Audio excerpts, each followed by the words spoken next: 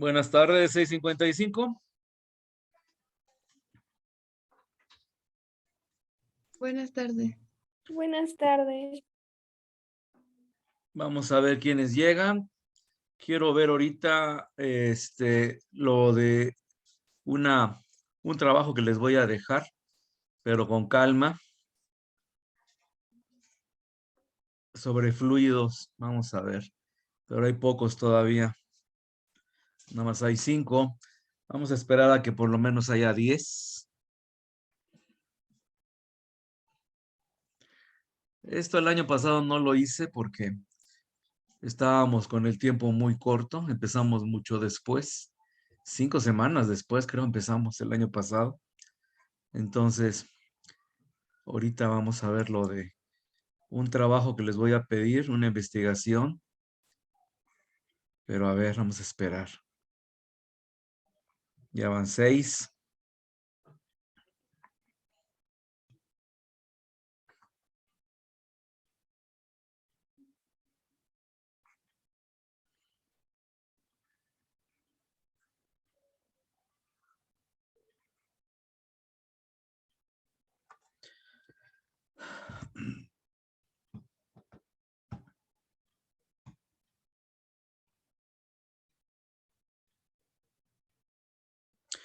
Ahorita fui a la prepa.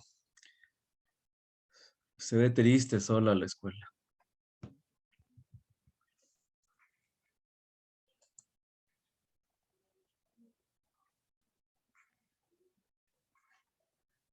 Ya son 7.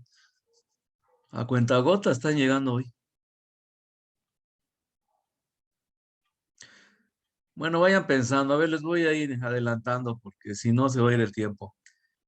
Vayan pensando en algún tema para que expongan sobre el sistema circulatorio, lo que tiene que ver con la sangre. Evidentemente tiene que ser fluidos, tienen que hablar de presión, tienen que hablar de velocidades, tienen que hablar de densidades, de viscosidades, del corazón, cómo trabaja.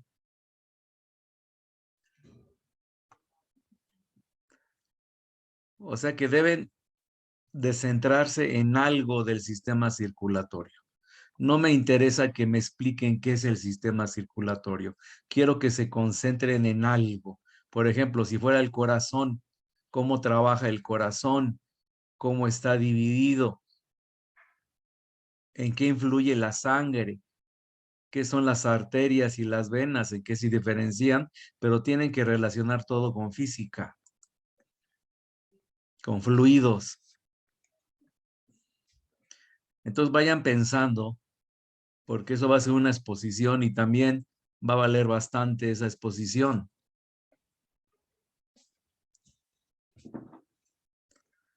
Bueno, ya hay 11 ahora sí. Repito, les estaba diciendo a sus compañeros, vayan pensando en un tema de exposición sobre algo del sistema circulatorio. No quiero que me expliquen qué es el sistema circulatorio, sino que se enfoquen en algo. Por ejemplo, en venas, arterias, en qué influye, ¿no? La viscosidad, qué son los coágulos, qué es una trombosis, etcétera, etcétera, ¿no? Todo lo que tenga que ver con la circulación de la sangre. Enfermedades del sistema circulatorio. Y me tienen que meter conceptos como presión, densidad, viscosidad, velocidad. Tienen que meter esos temas. Deben relacionar. Les repito, no voy a aceptar a alguien que me quiera explicar todo el sistema circulatorio. No. Se tienen que enfocar en algo en específico. La viscosidad de la sangre, por ejemplo, podría ser también. ¿Cómo influye? ¿Qué pasa cuando la sangre no es muy viscosa o cuando es muy viscosa? A ver, dime, Iridian Vázquez, dime. ¿Ya podemos decir el tema elegido o nos esperamos más? No. Piense en su tema ahorita, porque tiene que ser una buena exposición y cuando me den su tema, quiero que me expliquen qué van a exponer, qué puntos van a sobresalir. Pero les recuerdo que tiene que ser una relación entre la fisiología del sistema circulatorio y los conceptos de física. Entonces, no se vale que me digan ahorita nada más el tema. Quiero que me fundamenten. ¿Ok?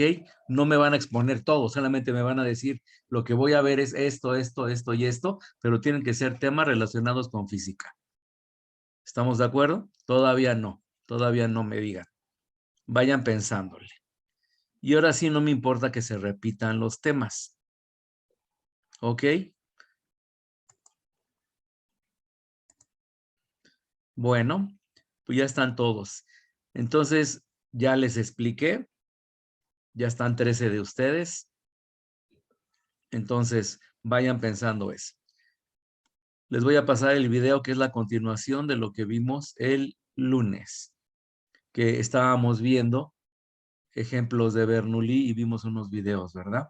Entonces, aquí está ya el siguiente video. Ah, pero no he compartido el audio, ya se me estaba olvidando. Compartir audio, ahora sí. Corre video. ¿No? Pantalla, de compartir pantalla. Entonces, estuve viendo el último video, estuvimos viendo aplicaciones de la ecuación de Bernoulli, ¿verdad? Vimos cómo salía un chorrito de agua en un depósito, la velocidad, de qué dependía. También vimos el tubo de Venturi. Con la ecuación de Bernoulli justificábamos que si la presión disminuía, si la velocidad aumentaba, la presión disminuía, ¿verdad? Y vimos matemáticamente la justificación con esa ecuación de Bernoulli. Ahora bien, ¿por qué son importantes los fluidos en el programa? Pues obvio, el cuerpo humano está lleno de sangre que está fluyendo todo el tiempo. El corazón ejerce una presión sobre la sangre, se comprime, se abre los ventrículos, ¿cómo se llaman los otros? Ay, se me fue ahorita el nombre. Ventrículos, sí. ¿Cómo se llama el otro? Ayúdenme. Aurículas. Aurículas. Aurículas. Se mueven de tal forma que hacen que el fluido sea continuo, ¿verdad? Ahora, ¿de qué dependen todos los fenómenos de la sangre? Pues también dependen de la presión, dependen de la velocidad de la sangre y dependen de algo que no hemos visto, que es la viscosidad. ¿Qué es la viscosidad de un fluido? Es la resistencia a fluir, ¿verdad? Hay líquidos que son muy viscosos. Por ejemplo, la miel, la cajeta, son muy viscosos. El agua, el alcohol no lo son tanto, ¿verdad? El cristal es un líquido, aunque no lo crean. El cristal se ha visto, por ejemplo, en tumbas muy antiguas, egipcias principalmente, vasos de cristal que se han dejado como ofrenda en las tumbas y después de miles de años se han abierto las tumbas y se ha visto cómo se derriten, ¿verdad? Las copas. O sea que el cristal es un fluido que que va fluyendo, pero muy, muy lentamente. Pero los efectos se pueden ver después de mucho tiempo, ¿no? Entonces, hoy les voy a pasar varios videos y les voy a encargar un trabajo al final. En la segunda sesión vamos a hablar. Me van a hacer una investigación sobre el sistema circulatorio y les voy a dar todos los requisitos. Es un trabajo que va a valer 3 puntos de periodo. Cheque que más o menos es lo mismo, nada más que ahora ya cambié el enfoque, ¿eh? Porque el año pasado sí les pedí que me hicieran un trabajo sobre el sistema circulatorio en general, pero ahora ya les pedí que se enfoquen en algún problema específico, en algo específico del sistema circulatorio. Es diferente al año pasado. Pero tiene que ser un trabajo muy bien hecho. ¿Me explico o no me explico? En donde me tengan que, bueno, ya lo estoy platicando, incluir todo lo que es Bernoulli, todas las variables como presión, como velocidad, como viscosidad, todo. Lo que es el sístole, qué es el diástole. Quiero una investigación que esté enfocada a la física del sistema circulatorio. También les voy a pasar hoy un video relacionado del sistema circulatorio para que se den una idea de qué es lo que yo quiero que investiguen. ¿Estamos de acuerdo? ¿Alguna duda al respecto? Hoy vamos a ver varios videos que tienen que ver con Bernoulli, con viscosidad, con sistema circulatorio. Muy bien, comparto pantalla. Y aquí tengo una serie de videos. De nuevo son del otro grupo, pero se los voy a cargar a su Classroom. Y vamos a ver poco a poco los videos. Son cortos la mayoría. Entonces vámonos a qué es viscosidad primero. Hola chicos, ¿cómo están? Buenos días. Bienvenidos a Comentec, Ciencia Tecnología en tu vida. ¿Qué creen? Hoy vamos a hablar de un tema que muchos han pedido. Hoy vamos a hablar de viscosidad. Comenzamos.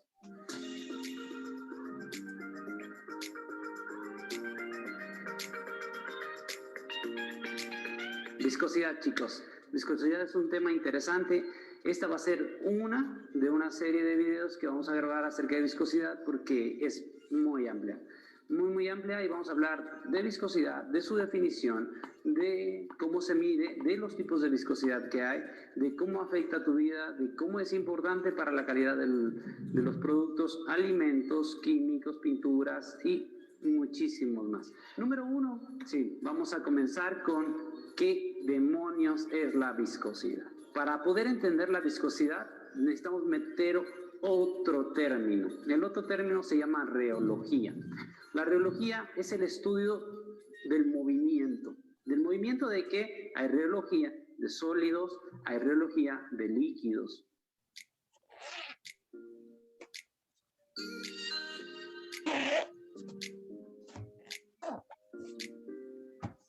¿Una gelatina tiene viscosidad? Sí. ¿El shampoo tiene viscosidad? Sí. ¿La miel tiene viscosidad? Sí. La reología trata de estudiar cómo es que todo eso se mueve, cómo fluye. ¿Por qué? Es importante envasarlo, llevarlo por tuberías, producirlo y manipularlo, ¿no?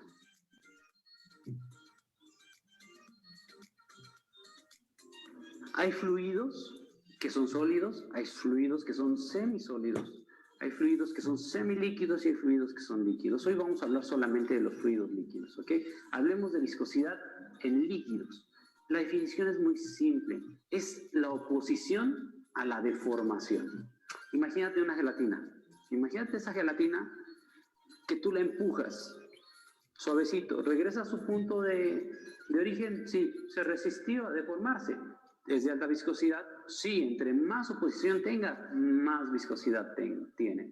¿En qué se mide? En fuerza, chicos. Nunca lo olviden, en fuerza. No existen unidades Brookfield para medir viscosidad. Es uno de los terribles problemas que nos encontramos. No existen. Todo se mide en fuerza. Después hablaremos de las unidades de fuerza. Hablemos de líquidos. ¿Gel es un líquido? ¿Es un semisólido o es un semilíquido? ¿Es un coloide? Híjoles, hay debate sobre eso, pero la realidad es que es un líquido si tiene las propiedades reológicas de flujo y la viscosidad que permite tener una resistencia mínima a la deformación, es decir, que pueda fluir. ¿Ok? Dependiendo su viscosidad, será catalogado como semisólido, como coloide o como semilíquido. La miel es un líquido. El agua es un líquido, el pegamento es un líquido y todos poseen una propiedad que se llama viscosidad. Déjame ahora explicarte qué demonios es la viscosidad en líquidos, ¿sí? Vamos a lo siguiente. Ahora sí, chicos, pongan mucha atención, vamos a explicar un poquito de viscosidad en líquidos y para explicarles eso no voy a utilizar líquidos. Porque es muy complicado explicarles lo que sucede en las capas o cómo está conformado un líquido, depende qué líquido sea. Tenemos que suponer que los líquidos trabajan como pequeñas laminillas. Si tú ves llegar una ola, empiezas a ver que hay ciertas ondulaciones de agua. Esas ondulaciones de agua, considéralas una lámina, una laminilla, una capa. Vamos a considerar todos los fluidos, todos los líquidos como laminillas. Esta es una laminilla. Esta es otra laminilla. Esta es otra laminilla. Todas ellas apiladas nos van a dar un volumen de líquido, ¿ok?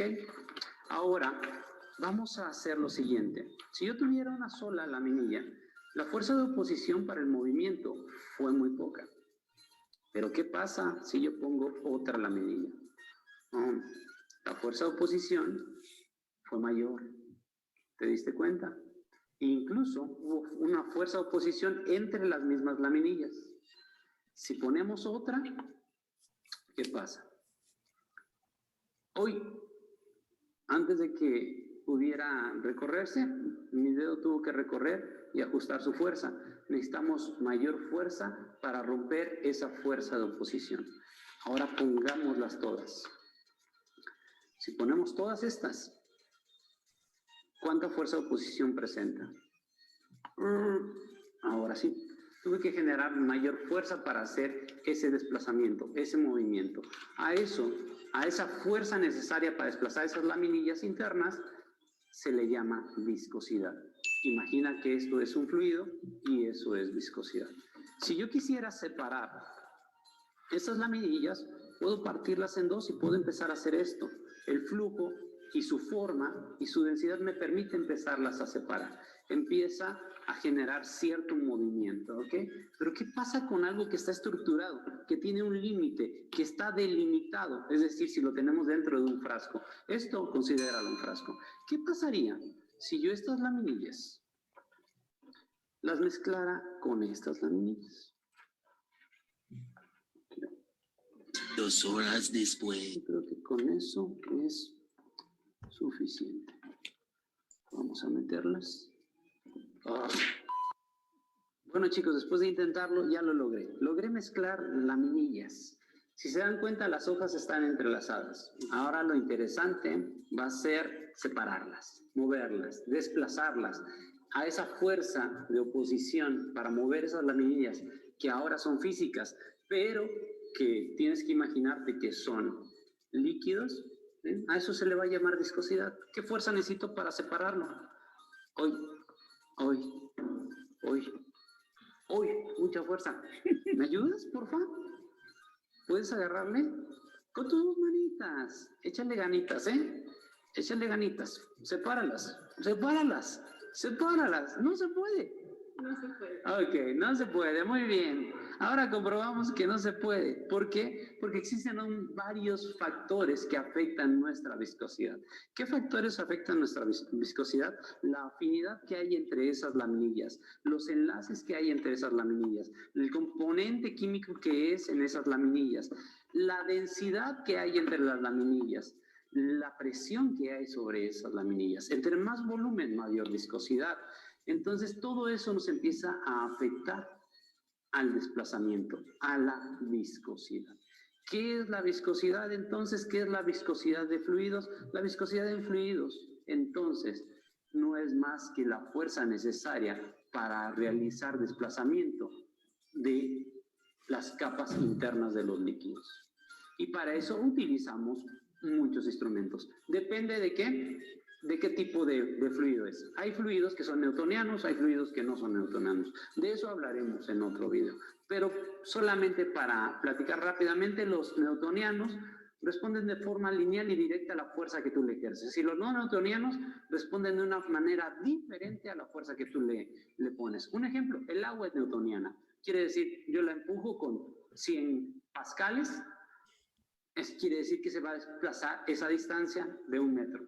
Si yo lo empujo a 200 pascales, no se va a avanzar a 1 metro, se va a avanzar al doble. La respuesta va a ser lineal. Lo no newtoniano es, por ejemplo, una crema. Si tú te colocas crema, primero te cuesta trabajo, pero después empieza a suavizar. Quiere decir que con el movimiento empieza a haber cambio en su resistencia, se vuelve más suave. ¿Qué pasa con una pasta? La pasta es al revés. La pasta, si tú la empiezas a frotar y le empiezas a meter fuerza, temperatura, empieza a endurecerse. Esos fluidos se vuelven no newtonianos. Entonces, empieza a haber complicaciones. Por eso, para medir la viscosidad, no existe un solo instrumento, existen muchos instrumentos y vamos a tener un solo video solamente para hablar de las diferencias entre diferentes instrumentos. Resumiendo, vamos a recapitular. Viscosidad en fluidos, viscosidad en líquidos, no es más que la fuerza de oposición a la deformación. Eso es viscosidad. ¿Qué tan importante es? Muy importante. Si la viscosidad cambia la forma como la vas a mover. ¿Es importante para la industria? Claro, porque si tú fluyes tuberías con chocolate y su viscosidad cambia, las tuberías pueden taparse. Si tú tienes envases para dosificar gel y tu viscosidad cambia, puede o fluir mucho o no fluir. Si tu gel que utilizas todos los días tiene cierta textura y su viscosidad cambia, puedes tener problemas con tu peinado. Entonces, ¿la viscosidad es importante? Sí, en muchos ámbitos de la industria. Quiero agradecerte, quiero pedirte que por favor nos des like si te gustó, si te sirvió, que lo recomiendes, que te suscribas, que habrá notificaciones. Ok, bueno, pues esto es viscosidad, ¿verdad? Interesante, ¿no? Veamos entonces. El vidrio, vamos a ver lo que les decía. En 1994, un gran terremoto sacudió un suburbio de Los Ángeles. Murieron 57 personas y hubo más de 5,000 heridos. El costo de los daños excedió más de los 20,000 millones de dólares. Terremotos como estos nos hacen cuestionar qué tan sólida es la tierra bajo nuestros pies. ¿Y qué significa realmente que algo sea sólido? A primera vista, la brea parece ser un sólido, pero no lo es. Realmente es un líquido a temperatura ambiente, uno muy viscoso. La viscosidad es la medida de la resistencia al flujo. Es a lo que nos referimos cuando decimos qué tan denso es un líquido. El aceite de oliva es casi 100 veces más viscoso que el agua, y la miel es cerca de 100 veces más viscosa que el aceite. Mientras tanto, la brea tiene una viscosidad de 230,000 millones de veces más que el agua. En la Universidad de Queensland, en Australia, la brea es el sujeto de estudio del experimento de laboratorio de mayor duración del mundo y continúa hasta hoy. En 1927, este pedazo de brea fue puesto en este embudo. Desde entonces, en casi 90 años, solo ha producido 9 gotas, apenas una por década. Y nadie ha estado presente para ver una gota caer. Aunque en 1988, el antiguo custodio del experimento, John Mainstone, estuvo muy cerca de observar una gota caer. Solo que salió del cuarto unos minutos para ir por una taza de té. Tú puedes observar este experimento en vivo. Hay un link en la descripción. Pero dado que la última gota cayó en 2014, es probable que tengas que esperar un rato. Otra sustancia que puedes haber escuchado que es un líquido muy viscoso es el vidrio. Si ves los vitrales de las iglesias antiguas, verás que la parte baja de cada uno es más grueso que la parte de arriba. Y eso es porque el vidrio ha estado fluyendo a lo largo de los siglos. En realidad, no es así. Estudiamos telescopios antiguos donde la óptica es muy sensible a pequeños cambios en el vidrio del lente y comprobamos que funcionan perfectamente después de cientos de años. Además, estudios sobre ventanas que tienen miles de años no muestran evidencia real del flujo. En verdad, es muy difícil hacer vidrios de un grosor uniforme. Así que cuando el vidrio fue instalado originalmente hace miles de años, ellos instalaban la parte más gruesa hacia abajo. Por cierto, el plomo tiene una viscosidad menor que el vidrio. Entonces, si el vidrio se hubiera ensanchado aunque sea un poco, hace mucho que el plomo debería haberse escurrido por el piso. El vidrio es inusual, ya que es un sólido amorfo. Quiere decir que las moléculas de sílice no están ordenadas como en cualquier otro cristal. En lugar de eso, están todas en un revoltijo. Y esto es porque el vidrio se enfría tan rápido de su estado líquido a su estado sólido que las moléculas no tienen tiempo de acomodarse en una estructura de cristal regular. Lo que hace que algo sea un sólido en lugar de un líquido es que todos los átomos o moléculas están unidas químicamente tan fuerte que no pueden deslizarse unas contra otras. Así que en el agua, el aceite o la brea, las moléculas pueden deslizarse unas sobre otras, pero en el vidrio a temperatura ambiente no pueden. ¿Y qué sucede en el interior de la Tierra? Bajo la corteza terrestre está el manto, y es el responsable de las placas tectónicas, y de ahí provienen los sismos. ¿El manto es un sólido o un líquido? Obviamente nunca podremos observar el manto directamente, pero cuando vemos material salir del suelo, es roca al rojo vivo, es lava. Así que tal vez imagines que el manto es muy similar, que debe estar hecho de magma derretido, de roca líquida caliente. Y tendría sentido porque para que ésta fluyera debe ser un líquido, ¿no? En realidad es incorrecto. El manto es un sólido. Bajo toda esa presión, aun cuando está a muy altas temperaturas, permanece en estado sólido. Y sabemos que el manto es sólido porque las ondas de un sismo se propagan a través del manto.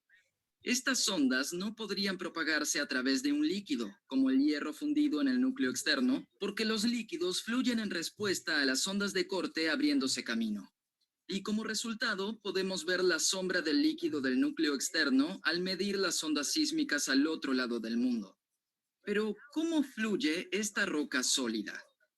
La respuesta está en el hecho de que los cristales no son perfectos. Puede que falte un átomo aquí o allá, y bajo las presiones del manto, a veces un átomo vecino ocupará ese lugar. Desde la perspectiva humana, toma mucho tiempo para que este efecto sea evidente.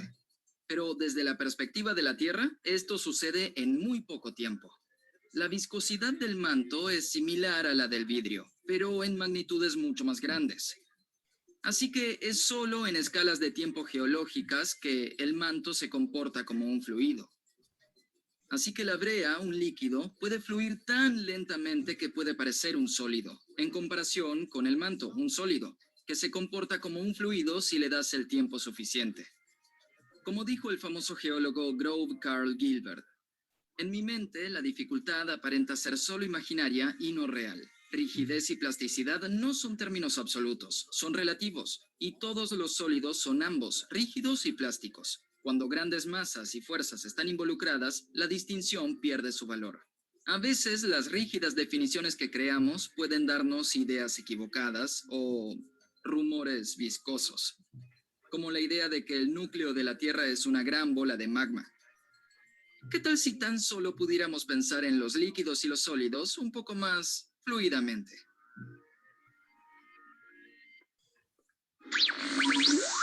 Muy bien.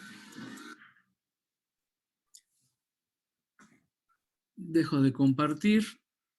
Entonces, viscosidad realmente es una propiedad que nos interesa mucho para el área 2. Entonces, vamos a ver qué otros videos tenemos aquí. Comparto.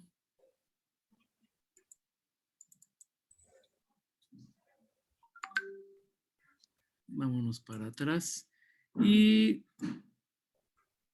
antes de alta presión sanguínea, ¿cómo funciona el corazón? A ver.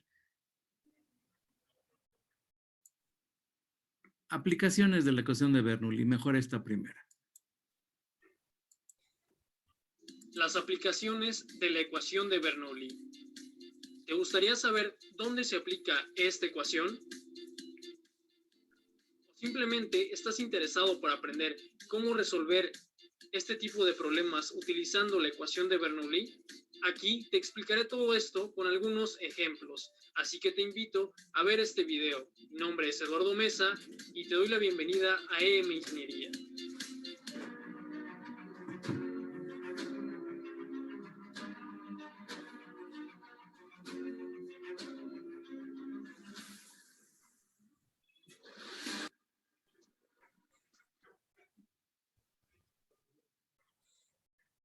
En cuanto a sus aplicaciones, esta ecuación está presente en muchas partes.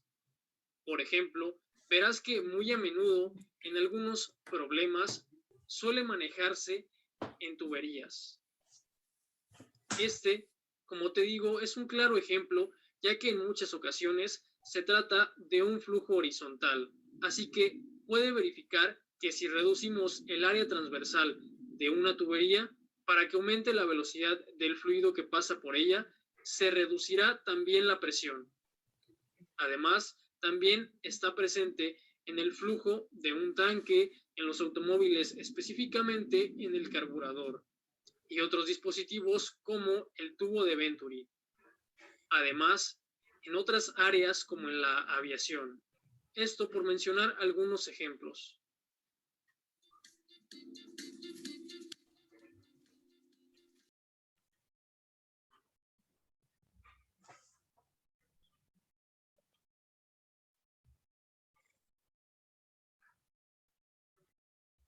Tendrá un cierto nivel y además por esta abertura irá fluyendo el agua.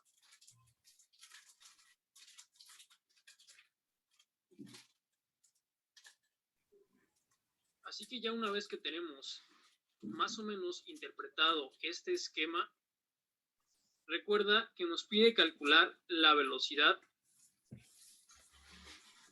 2 desde una altura Z1 hasta Z2. Por lo tanto, esta será la incógnita. Hay que dibujar primeramente las variables para saber identificar dónde tenemos primeramente el punto 1 y el punto 2.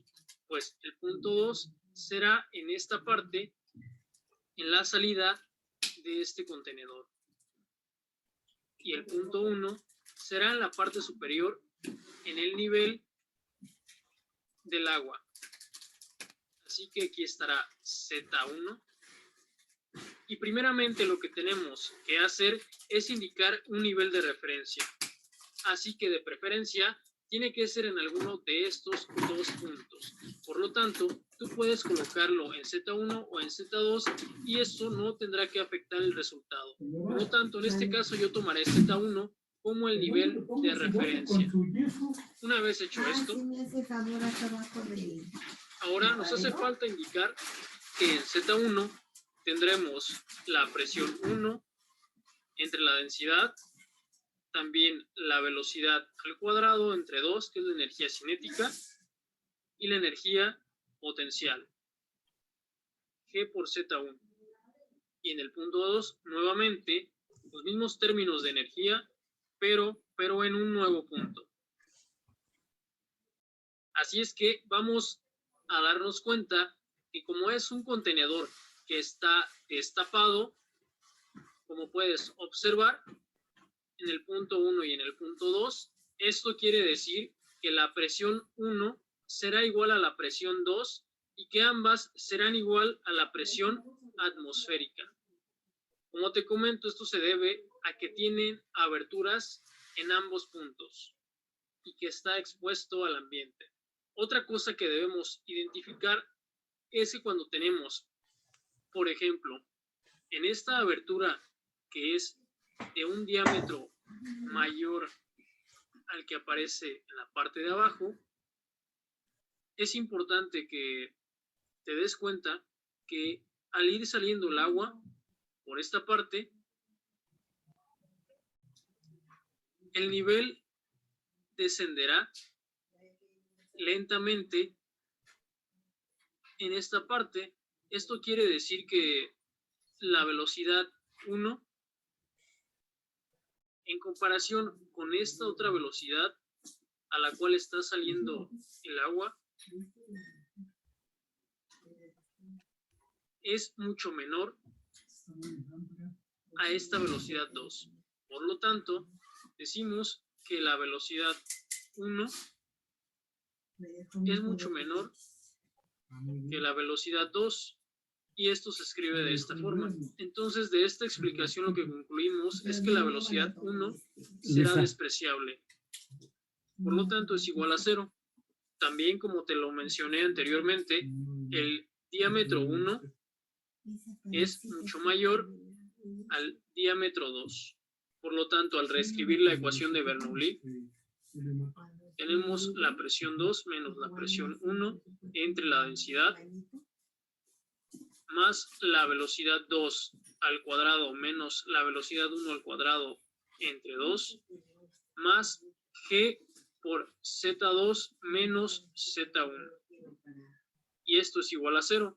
Lo único que hice aquí fue pasar todos estos tres términos del lado izquierdo hacia el lado derecho y acomodarlos para dejarlos como el término del punto 2 menos el punto 1.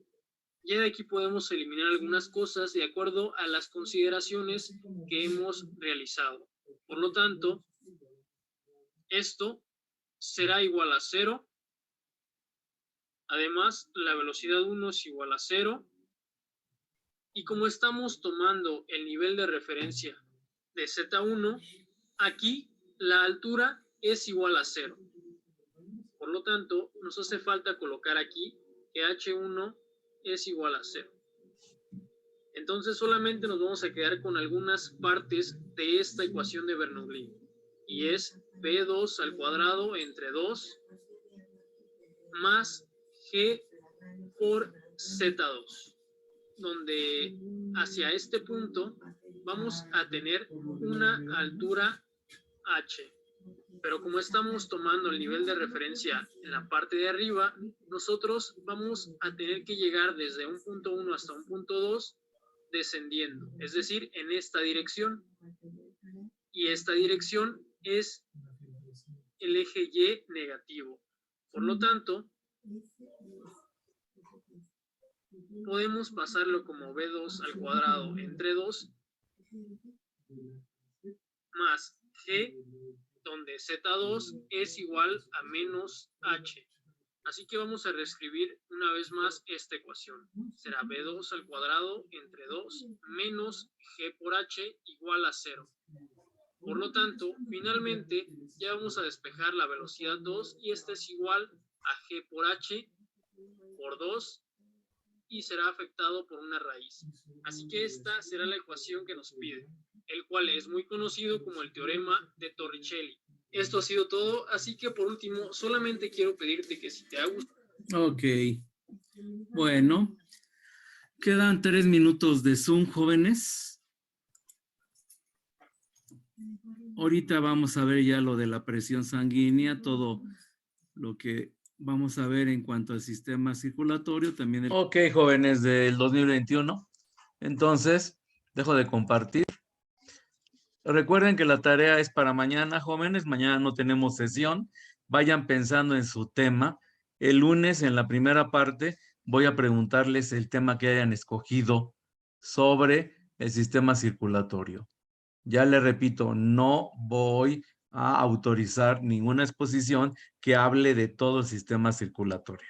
Tienen que enfocarse en algo en específico. Bueno, jovencitos, queda 1 minuto y medio de Zoom. ¿Alguna pregunta final? ¿Jóvenes? ¿Dudas? No, profesor. Profe. Entonces, en principio, nos vemos el lunes. Vayan pensando. Ya les dije, me dan su tema y me dicen qué es lo que van a exponer y deben ser temas relacionados con física. Ok, jovencitos. Nos vemos el lunes. Hasta luego. Hasta luego. Hasta luego. Hasta luego. Hasta luego.